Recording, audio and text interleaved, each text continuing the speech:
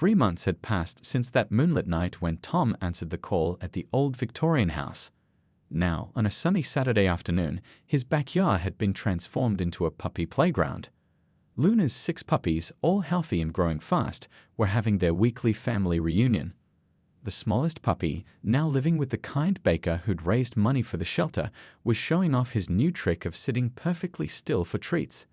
The spotted one, adopted by Dr. Lee herself, was splashing in a kiddie pool.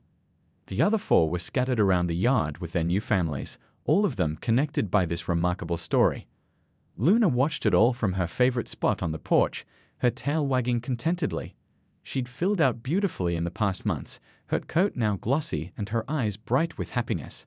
Every so often, she'd get up to check on each of her puppies, giving them gentle nuzzles before returning to her cushion next to Tom's chair. "She still counts them," Linda said softly, bringing out a tray of lemonade for the gathering. "Every single time, she makes sure all 6 are here." The weekly reunions had become a neighborhood event. Mrs. Chapman often stopped by with her famous cookies.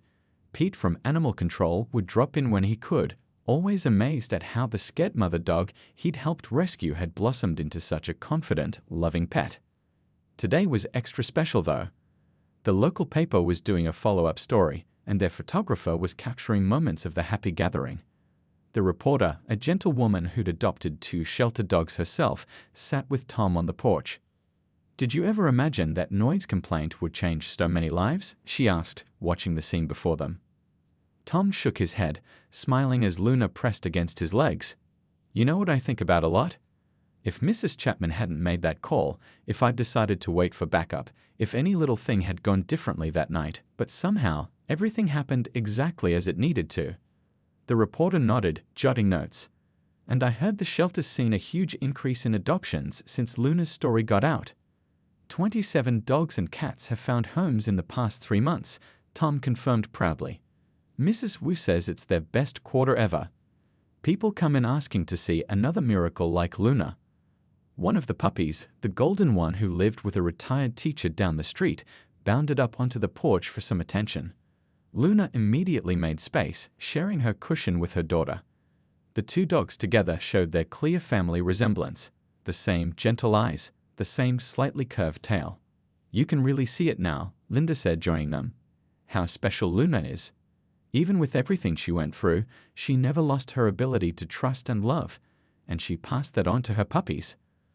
The afternoon light was starting to soften when the families began gathering their things to leave. Each puppy got a final kiss from Luna before heading home. She watched them go with calm contentment, so different from the frightened dog they'd found that night. After everyone had left, Tom sat on the porch steps with Luna beside him. The setting sun painted the sky in beautiful colors, reminding him of other evenings he'd spent just like this with his old dog Cooper. But the ache of missing Cooper had changed into something different now, a gentle remembrance, made sweeter by the new love that had filled that empty space.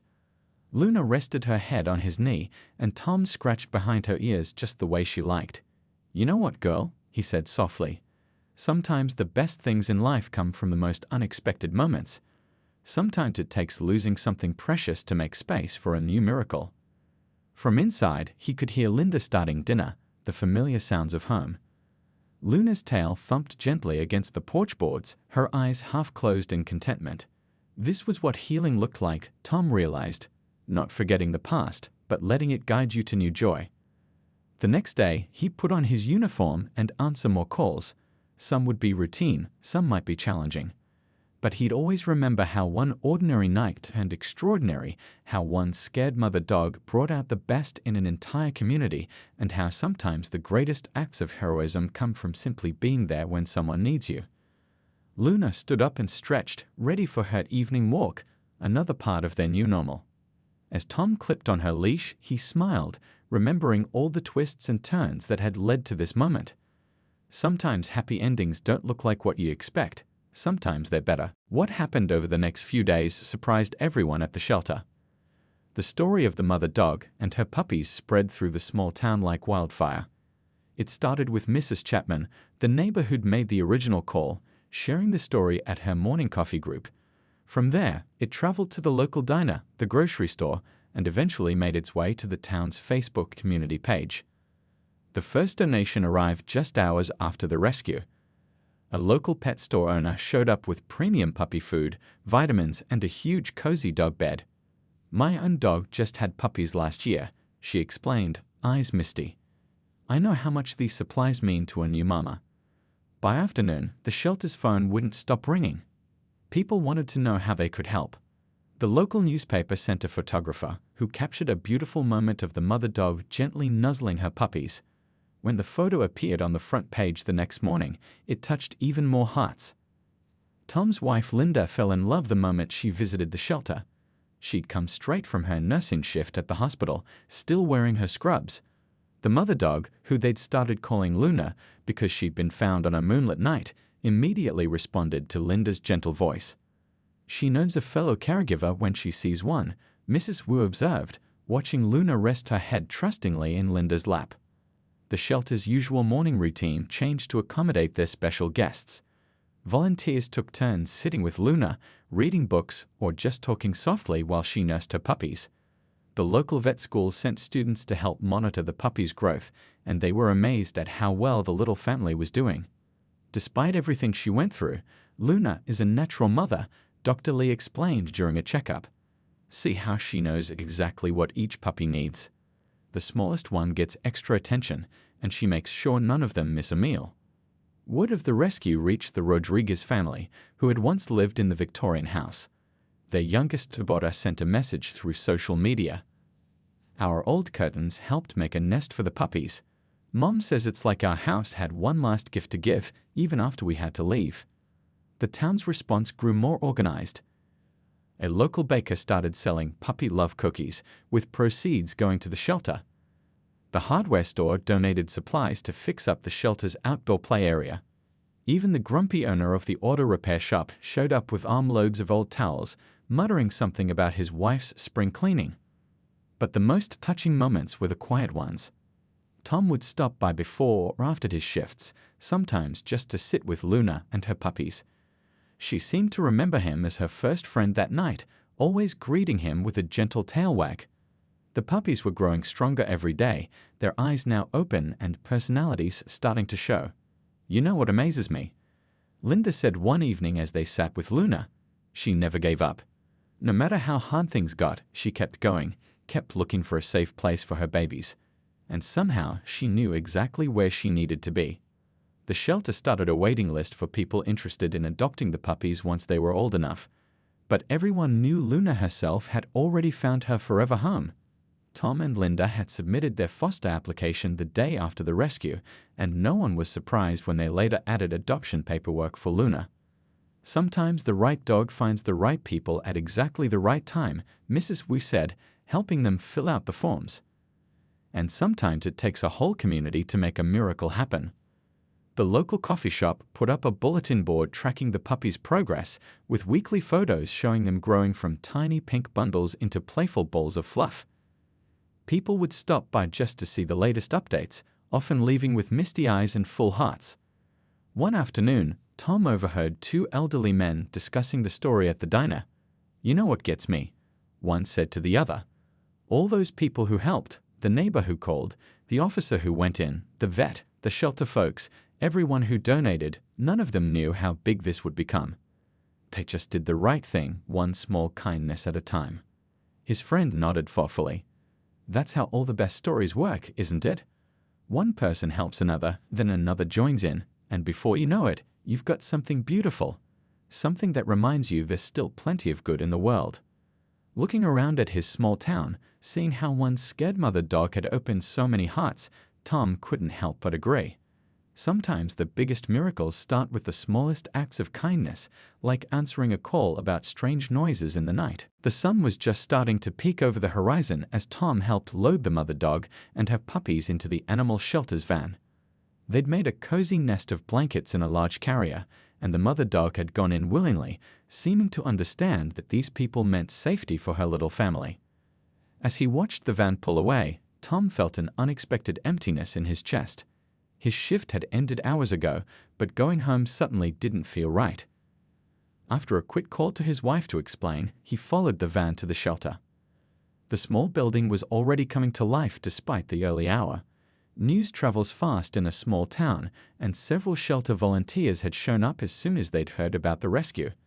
Among them was Mrs. Wu, the shelter's longest-serving volunteer, who had helped Tom pick out his old dog Cooper 12 years ago. "I wondered if you follow them here," she said with a knowing smile as Tom walked in. "Some rescues just stick with you, don't they?" She was right.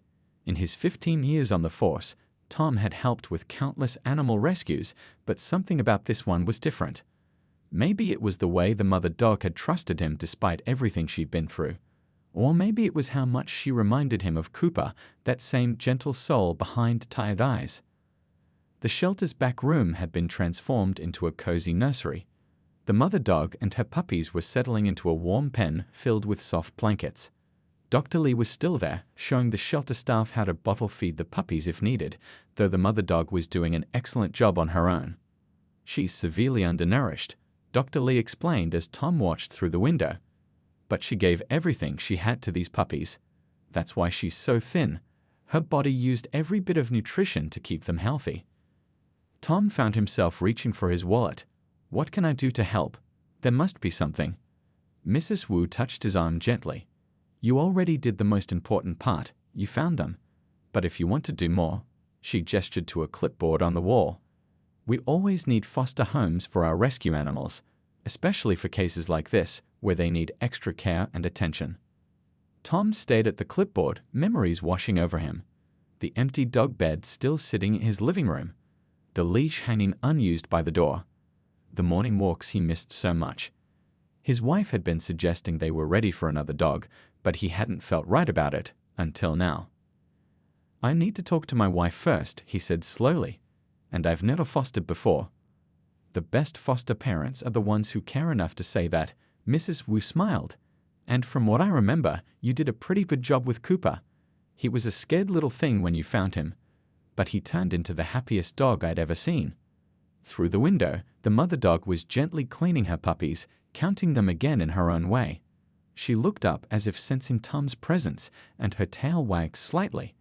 Despite her exhaustion, there was a new peace in her eyes, the look of a mother who knew her babies were finally safe. One of the shelter workers brought in a bowl of fresh food and water.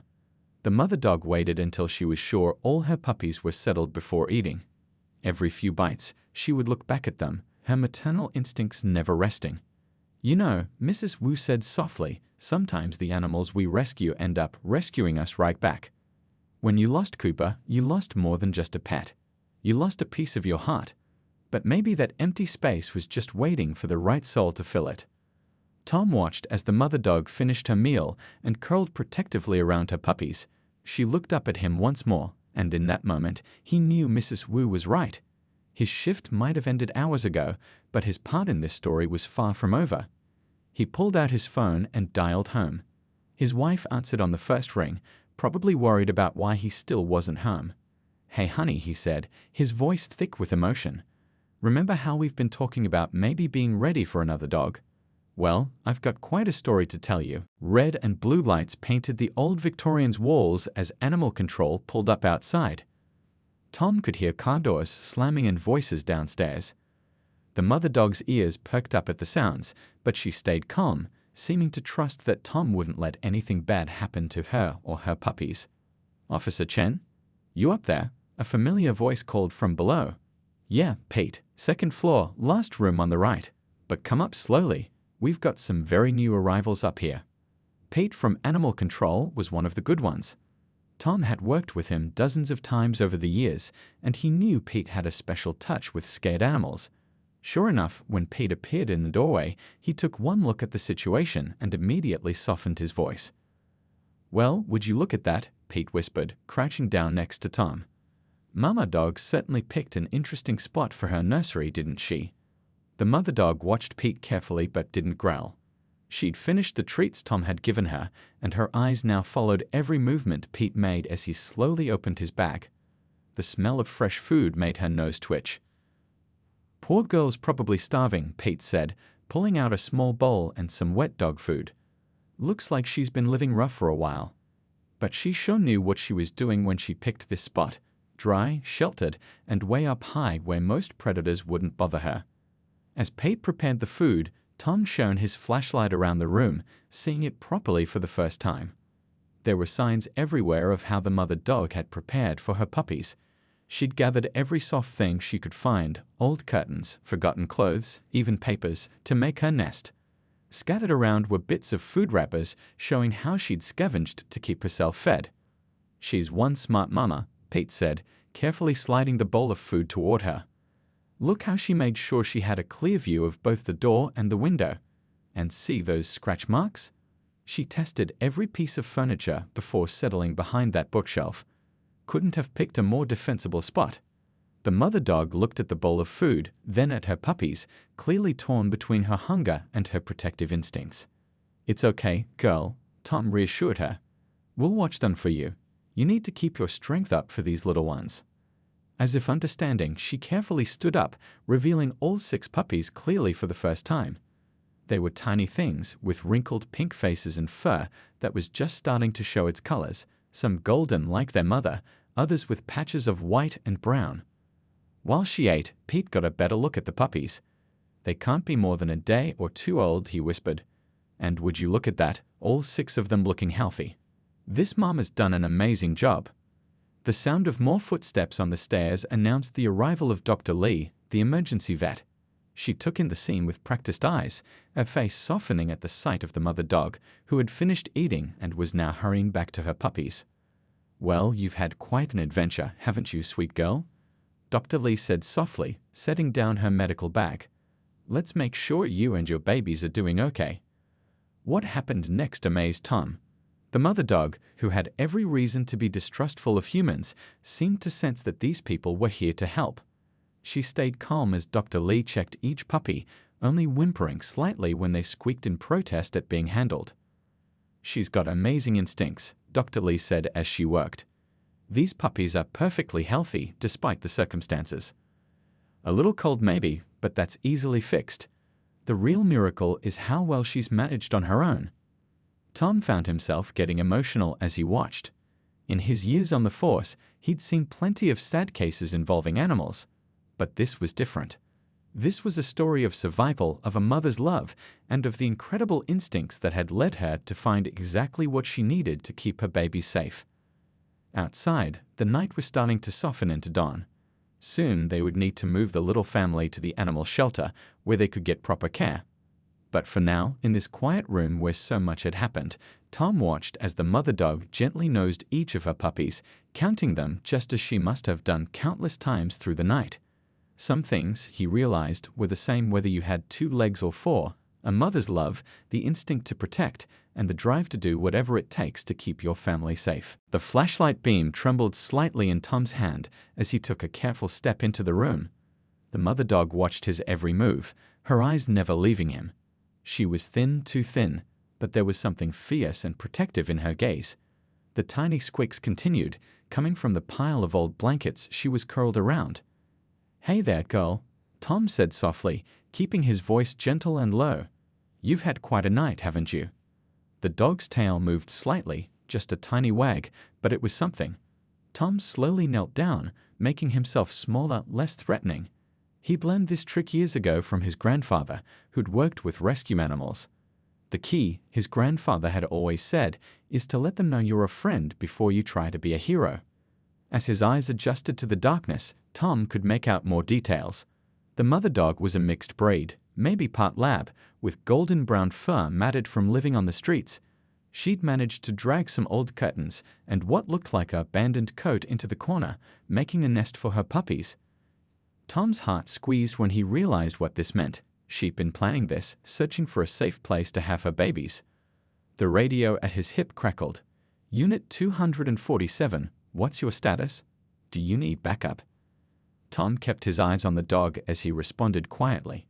"Dispatch, I'm going to need animal control at this location. We've got a mother dog and newborn puppies. And see if Dr. Lee at the emergency vet clinic is on call tonight. These little ones are going to need checking over." A rustling sound drew his attention back to the corner. One of the puppies had wiggled free from the blanket nest, attempting its first wobbly crawl. The mother dog gently nudged it back with her nose. Tom counted at least 6 tiny forms in the makeshift bed. "You did good, Mama," he murmured. Real good. Found them the safest spot you could. Slowly, he reached into his jacket pocket. He always carried a few dog treats, a habit he'd started after helping catch loose dogs on his beat. The mother dog's ears perked up at the crinkle of the wrapper, and her nose twitched. "That's right, I've got something for you. But we've got to be friends first, okay?" He placed a treat on the floor and slid it toward her with one finger, then sat back on his heels. The dog looked at the treat, then at him, then back at the treat. Her tail wagged a little more strongly now. After what seemed like forever, she carefully stretched her neck out and snatched the treat, eating it quickly but without taking her eyes off Tom. "Good girl," he said softly. "Nobody's going to hurt your babies. I promise." As if understanding his words, some of the tension seemed to leave her body. She even allowed him to slide another treat a little closer. Tom used this moment to get a better look at the puppies. They were so new their eyes weren't even open yet, their tiny paws waving in the air as they sought their mother's warmth. The sound of sirens in the distance made the mother dog tense again. Tom spoke to her reassuringly. "Those are just some friends coming to help. We're going to get you and your little ones somewhere warm and safe." He thought about his own dog, Cooper, who had passed away just 3 months ago. Cooper had been a rescue too, found wandering the streets as a puppy. For 12 years, he'd been the most loyal friend anyone could ask for. Looking at this brave mother dog, Tom felt that familiar ache in his chest, but also something else. Something that felt a lot like hope. The sirens were getting closer now. Through the broken window, he could see red and blue lights starting to bounce off the neighboring houses. Soon this quiet room would be full of people wanting to help. But for now, in this peaceful moment, it was just Tom, a brave mother dog, and 6 tiny miracles born in an abandoned house on a night that had started out so ordinary. The mother dog's tail was wagging steadily now as she accepted a third treat. Tom smiled, remembering something else his grandfather used to say. "Sometimes the best things in life come looking for you when you least expect them." Looking at the scene before him, Tom couldn't help but agree. This night was far from over, but already he knew it was one he would never forget. The beam of Tom's flashlight danced across the old Victorian's walls as he stepped inside. The sound of his boots on the wooden floor echoed through the empty rooms, stirring up memories of the house's better days. He remembered delivering Christmas cookies here with his daughter last year, when the Rodriguez family still called this place home. Now, the once warm living room was cold and hollow, with rectangular patches of brighter wallpaper showing where family photos had once hung. His nose caught a musty smell, that unmistakable scent of a house that had been closed up too long.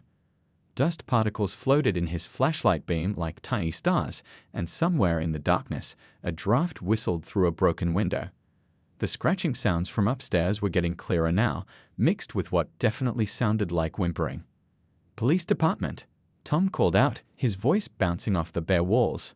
"Is anyone up there?" No human voice answered, but the whimpering grew more intense. Tom's hand instinctively moved to his radio. He really should wait for backup. But something about those sounds pulled at him, reminding him of his childhood dog when she'd been scared during thunderstorms. Whatever was up there seemed more frightened than dangerous. He found the staircase in what used to be the front hall. The Rodriguez kids had once slid down this banister at their little sister's birthday party, filling the house with laughter. Now the polished wood was dulled by months of neglect. Tom tested each step carefully before putting his full weight on it. The old house groaned under him, as if complaining about this late-night intrusion. Halfway up he paused. His flashlight caught something odd, small scratches in the wooden stairs, fresh ones. They looked like they'd been made by animal claws. The mystery was starting to make more sense, but it didn't explain the sadness in those whimpers that kept drawing him upward. The second floor was even darker than the first. Moonlight filtered weakly through a dirty window at the end of the hall, casting strange shadows. 4 doors lined the corridor. He remembered Mrs. Rodriguez proudly showing him the bedrooms during that Christmas visit. "One for each of our children," she'd said, "and maybe one day grandchildren too." The bank foreclosure had ended those dreams just months later. The scratching was definitely coming from behind the last door on the right. Tom approached slowly, keeping his footsteps light. The floorboards had other ideas though, creaking loudly under his feet.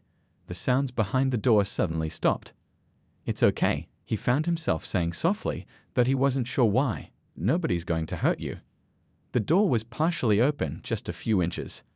Tom's flashlight revealed more fresh scratch marks around its base. Something had worked very hard to get into this room. He took a deep breath and pushed the door wider. The hinges protested with a long, rusty squeal. Tom's flashlight beam swept the room, and then he froze. His heart began to race, but not from fear. There, in the far corner behind a fallen bookshelf, two eyes reflected his light back at him. They belonged to what looked like a medium-sized dog pressed against the wall. But there was something else too, something that made Tom's breath catch in his throat. The dog wasn't alone. Moving his flashlight slightly, he could see small shapes huddled against her. His mind was just beginning to process what he was seeing when a new sound joined the whimpers, tiny, squeaking cries that could only mean one thing. Tom reached for his radio, his hand trembling slightly. In 15 years of police work, he'd seen a lot of things, but nothing had prepared him for what he'd just discovered in this abandoned house on Maple Street. As he called for assistance, he kept his voice low and calm, not wanting to frighten the nervous mother dog or her precious cargo. The night was about to become much longer than he'd expected, and somewhere deep inside, Tom knew that his life was about to change in ways he couldn't yet imagine. Sometimes the most amazing discoveries happen in the most unlikely places, even on a routine call in the middle of the night. The night was unusually quiet in the small town of Pine Grove. Officer Tom Chen sat in his patrol car, sipping the last few drops of his now cold coffee. The clock on his dashboard showed 2:47 a.m., and he was counting down the minutes until his shift ended at 4. His wife had promised to make his favorite breakfast, French toast with extra maple syrup, and the thought made his stomach rumble. The radio crackled to life, breaking the silence. "Unit 247, we have a report of strange noises coming from 1542 Maple Street. Neighbor says they've been hearing scratching and crying sounds for the past few hours. Can you check it out?" Tom grabbed his radio, trying to hide the tiredness in his voice. "Copy that, dispatch. I'm about 5 minutes away." As he drove through the empty streets, memories of his 15 years on the force played through his mind. He'd answered hundreds of noise complaints before, usually just teenagers having late-night parties or cats fighting in alleys. But something about this call felt different. The houses on Maple Street were all old Victorians, built back in the 1890s when Pine Grove was just a lumber town. Most had been beautifully restored over the years, their wraparound porches and gingerbread trim painted in cheerful colors. But number 1542 stood out like a sore thumb. Tom slowed his car as he approached the house. The two-story Victorian looked like something from a ghost story.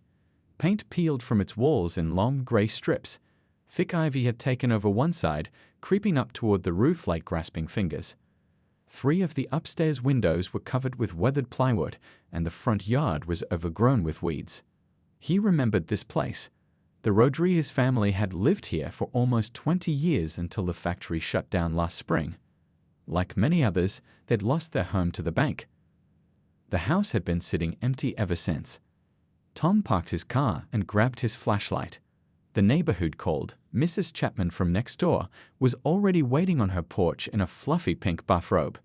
"Oh, thank goodness you're here, officer," she called out in a loud whisper. "I was getting ready for bed when I first heard it. Thought I was imagining things, but it's been going on for hours now. Sounds like it's coming from upstairs." As if on cue, a faint scratching sound drifted from the house, followed by what could have been a whimper. Tom felt the hair on the back of his neck stand up. In all his years on the force, he'd learned to trust his instincts, and right now, they were telling him this wasn't going to be a routine call. "How long has it been since anyone's checked on the house?"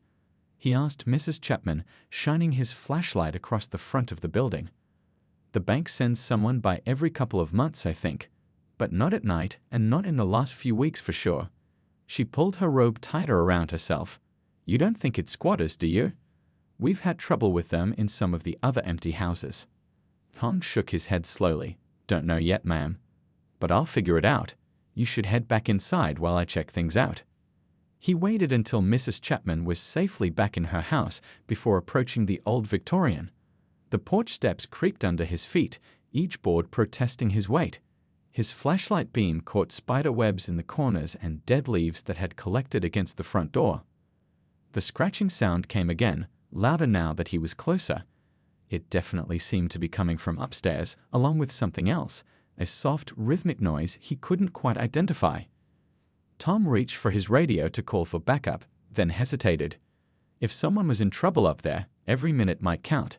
He tried the front door handle, not surprised to find it locked.